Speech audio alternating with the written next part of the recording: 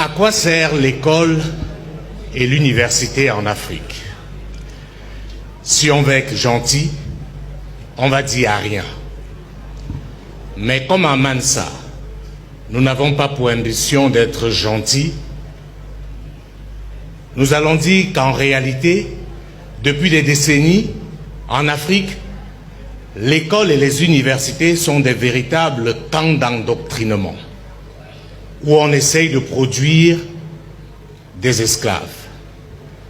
Et oui, mes chers amis, depuis lors, de la maternelle au primaire, en passant par le secondaire et avec pour couronnement l'université, ce qu'on essaye de faire de vous, c'est de véritables nègres de maison.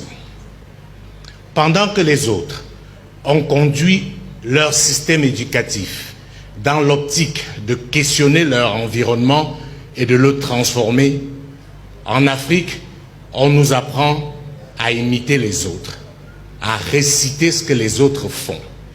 Et c'est pour cela que dans la plupart de nos États, dans la plupart de nos universités, on estime que vous êtes brillants quand vous pouvez reproduire à la lettre ce que les autres ont produit.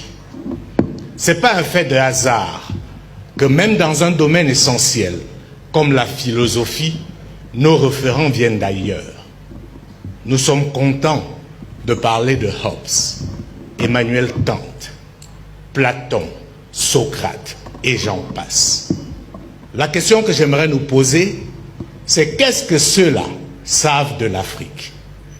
Comment pouvons-nous penser notre modèle de société à l'aune des gens qui ont travaillé pour démontrer que nous ne méritions même pas d'être considérés comme des êtres humains?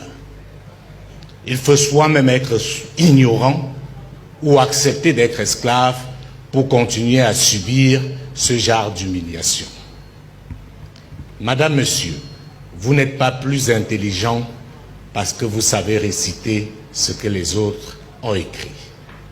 Chers amis étudiants, vous n'êtes pas plus brillants parce que vous pouvez citer les plus grands auteurs du monde. Nous sommes venus ici ce matin pour vous dire que certains de vos enseignants, à défaut de vous mentir, vous travestissent. Ils font de vous ce que vous ne devez plus accepter d'être, à savoir des esclaves. Ce n'est pas un fait du hasard si dans nos habitudes de consommation, dans notre façon de nous vêtir, dans notre façon de penser et même dans notre façon de manger, nous singeons les autres. L'un des autres éléments palpables, c'est la langue. On nous a fait croire qu'on était analphabète ou illettré parce qu'on ne savait parler ni le français ni l'anglais. Eh bien, nous sommes venus vous dire que vous pouvez être un parfait ignorant alors que vous maîtrisez bien ces langues internationales. Par contre, vous pouvez être un savant en malinké, en soussou ou encore en peul. N'ayons plus peur de qui nous sommes.